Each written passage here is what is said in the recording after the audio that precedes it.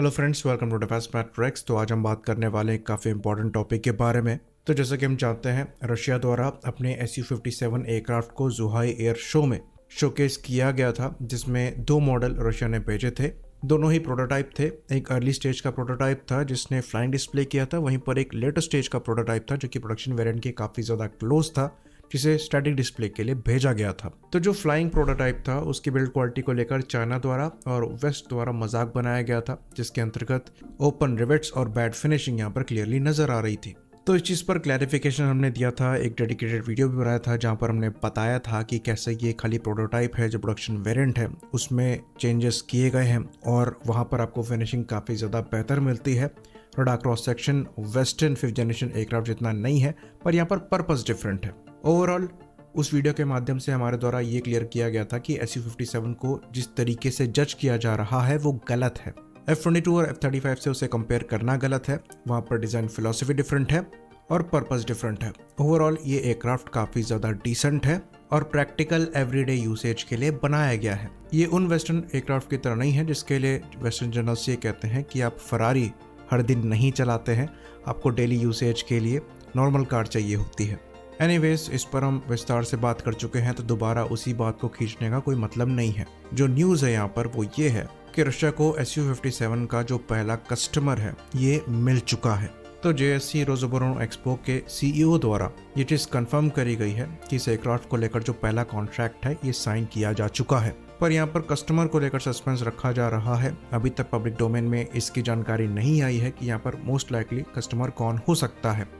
कुछ रिपोर्ट्स दावा करती हैं कि ये अल्जीरिया हो सकता है। कई अल्जीरियन डिफेंस साइट्स द्वारा क्लेम किया जा रहा है कि अल्जीरिया ने ऑफिशियली Su-57 को लेकर कॉन्ट्रैक्ट साइन किया है।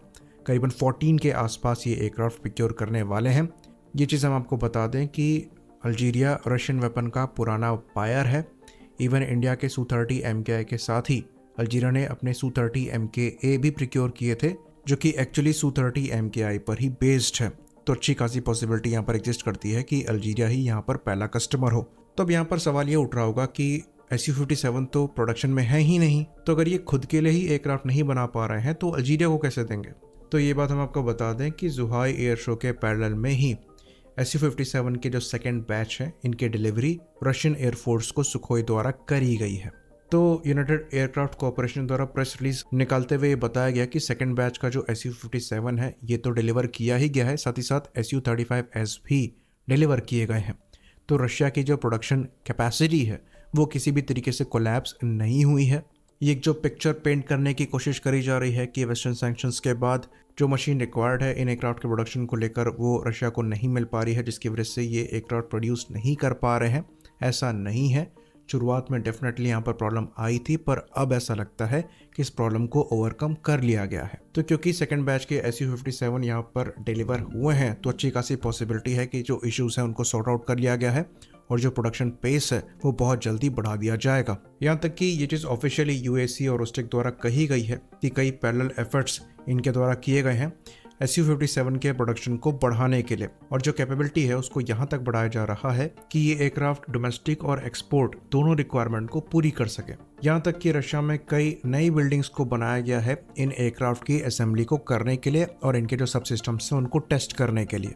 बाकी ये देखना इंटरेस्टिंग होगा कि इनके जो AL-51 इंजन से लैस Su-57 है वो कब से डिलीवर होना स्टार्ट होते हैं, क्योंकि जो लेटेस्ट रिपोर्ट्स आ रही हैं उनके हिसाब से AL-51 को लेकर जो सारी टेस्टिंग है वो ऑलमोस्ट खत्म हो चुकी है। तो ये बात हम आपको बता दें कि ऐसे एडवांस फाइटर प्लेटफॉर्म को बनाने में समय लगता है, ऐसे एडवांस जेट इंजन को डेवलप करने में समय लगता है। और ऐसा खाली रशिया के साथ ही केस नहीं है, ये प्रॉब्लम यूरोपियन कंट्रीज द्वारा भी फेस करी गई है, इवन अमेरिका द्वारा भी फेस करी गई हैं।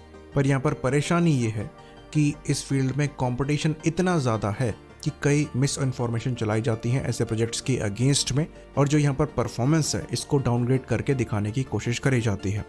ये वेस्ट द्वारा तो पहले से ही करा जाता था रशियन वेपन्स को लेकर, पर अब इसमें चाइना भी ज्वाइन हो चुका है क्योंकि उनके द्वारा खुद इनके कॉम्पिटिटर्स बनाए जा रहे हैं। ऑल्दो ये चीज़ सही है कि वेस्ट रशिया के मुकाबले कई मामलों में टेक्नोलॉजी वाइज आगे है, क्योंकि वहाँ पर R&D पे अच्छा खासा खर्च किया जाता है और ये चीज़ लगातार चल रही है। वहीं पर रशिया के साथ हिस्टोरिकली इश्यूज रहे हैं। पर अगर SU57 की हम स्पेसिफिकली बात करें तो ये प्लेटफॉर्म उतना ख़राब नहीं है जितना पेंट किया जाता है, और ये clearly Chinese 5th generation platforms को तो अच्छी खासी टक्कर देने में पूरी तरीके से कैपेबल है।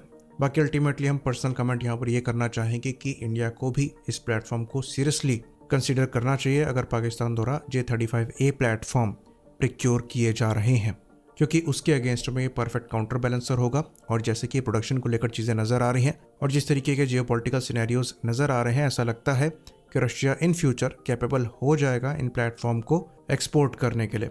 आई होप इन्फॉर्मेशन यहाँ पर क्लियर रही हो। इसी बात पर इस वीडियो को हम ख़त्म करेंगे। लाइक करिए, सब्सक्राइब करिए। जय हिंद।